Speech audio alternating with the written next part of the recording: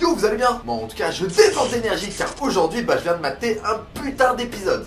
L'épisode 109-110 de Dragon Ball Super. Et là, c'est juste impossible de ne pas en parler. D'habitude, je suis pas review, c'est pas mon domaine, etc. D'ailleurs, si tu veux voir des bonnes reviews, va voir plutôt le chef, DB Time ou Gonzaro. Mais pour une fois, j'ai envie de m'exprimer à propos de Dragon Ball Super. Et à propos de cet épisode colossal. Donc si t'as pas vu l'épisode, c'est évident que ça va spoiler sec. Donc je te conseille pas de regarder ma vidéo si tu l'as pas encore vue. Sinon pour les autres, j'espère que vous êtes prêts parce que ça commence maintenant. Let's go!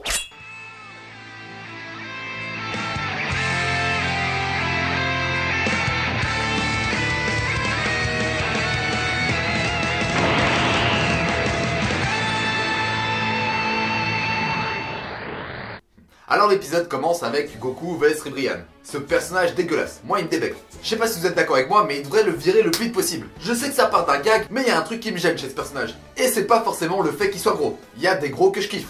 Bref, Goku l'affronte dans un combat assez ridicule avec la meuf qui fait que gueuler amour, pouvoir de l'amour, etc. Donc le vrai cliché. Et encore une fois, c'est le but de ce gag. Et malgré ça, il a l'air totalement sérieux. Un peu après le début du combat, etc., il y a Ribrianne qui demande l'énergie de ses potes. À l'aide d'un tube fluorescent, je sais pas quoi. Mais c'est pas censé être de la triche ça. Si elle lui envoie vraiment de l'énergie, est-ce que les personnes éliminées ont vraiment le droit d'envoyer leur énergie à leurs potes? Ça a pas trop de sens, mais bon, on va passer. Bref, ça reste un personnage de merde, je m'en bats les couilles. En plus, malgré toute cette perte de temps, Goku va clôturer ça assez vite avec un bon kick dans le dos. C'est ce qu'on voulait voir, c'est ce que je voulais voir depuis le début. Et c'est là que le fameux Jiren, cet alien sur stéroïdes, rentre en action. Et le truc à pas oublier, c'est que Jiren ne s'est pas trop battu. Donc il est full énergie, full force. Alors que Goku n'a fait je ne sais pas combien de combats. Du coup, Goku va le tester pour voir sa force et voir ses limites. Donc il va y aller transformation par transformation, et ça c'est assez cool. En plus, on voit bien que même si Jiren ne bronche pas, à chaque évolution, à chaque transformation, il galère un peu plus. Au début, il a encaissé simplement, et par la suite, il finit par parer les coups avec son doigt. En passant, c'est totalement hors sujet, mais je trouve que Krillin et Tenshin ont vraiment des gueules de bébé, c'est abusé. Faut bien les redessiner les gars, un peu de respect. Bref, Goku finit par aller jusqu'au Super Saiyan Blue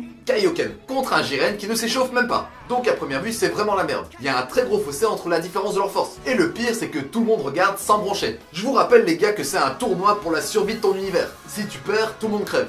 Alors bon, qu'est-ce qui se passe, c'est que Goku comprend qu'il est clairement foutu, qu'il est clairement inférieur. Donc ce qu'il va faire, c'est cet Engi ancestral de la galère, le Genki Dama. Donc comme d'habitude, il va se placer en hauteur et il va gratter l'énergie de ses potes.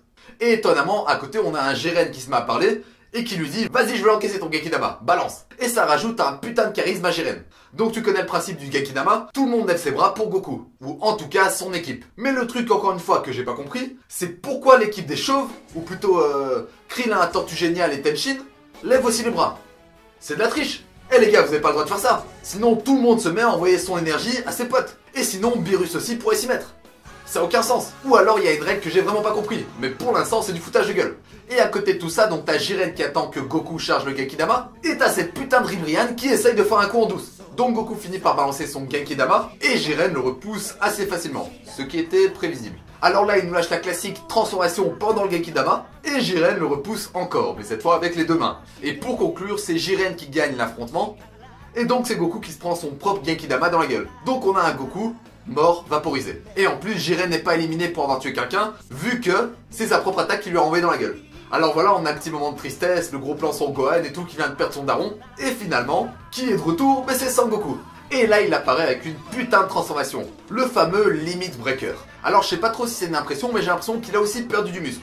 Comme pour le Super Saiyan God, le rouge. Et justement, lors des transformations, quand il y a perte de muscle, ça veut dire que c'est une transformation axée sur la vitesse. Et c'est assez logique tout compte fait. Du coup voilà, on a un Goku bien badass avec enfin un air sérieux. Et sans attendre, il fonce vers Jiren avec une telle vitesse que personne ne le remarque. Franchement, ça fait super plaisir de voir un Goku à fond, sérieux, dans la vraie galère. Au début, quand j'ai entendu parler de cette transformation, j'étais en mode mégère. Je crachais sur Dragon Ball Super. Mais une fois avoir vu ça, ça réussit à réveiller des sensations que j'avais eues que avec Dragon Ball Z. Donc c'est énorme. Et rien que pour cette scène, je regrette pas d'avoir suivi Dragon Ball Super. Donc voilà, Goku, toujours transformé, se fait attaquer par les deux mange-merde. Toppo et l'autre lapin là, j'ai oublié son nom je t'avoue. Et là il nous lâche un mouvement à la Kenshiro. Franchement ce moment il est épique. Et toujours avec un air super sérieux et si calme.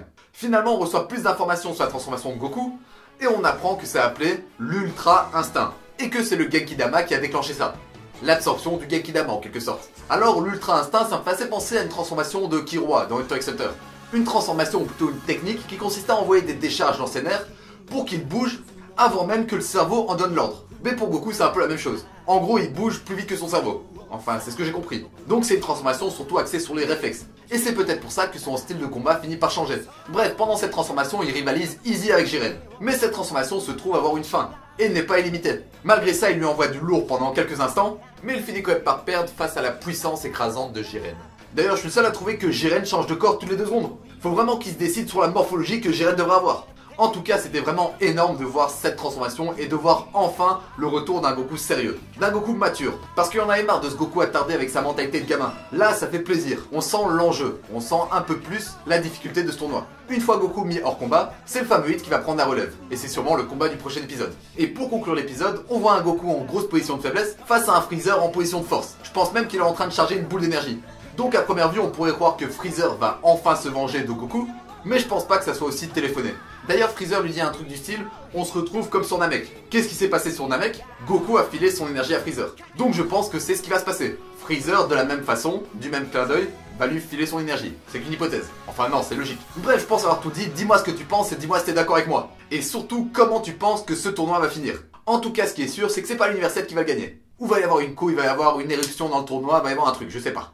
Donc on se retrouve pour l'entraînement de Takamura, que je continue à travailler, je sais que ça devait arriver ce week-end. Mais bon, tu me connais, moi et les retards, ça fait 1. Mais ne t'inquiète pas, ça va être du lourd, je me donne à fond dessus. Alors, en attendant cet entraînement, mange bien, dors bien et entraîne-toi bien. Sur ce, Jana!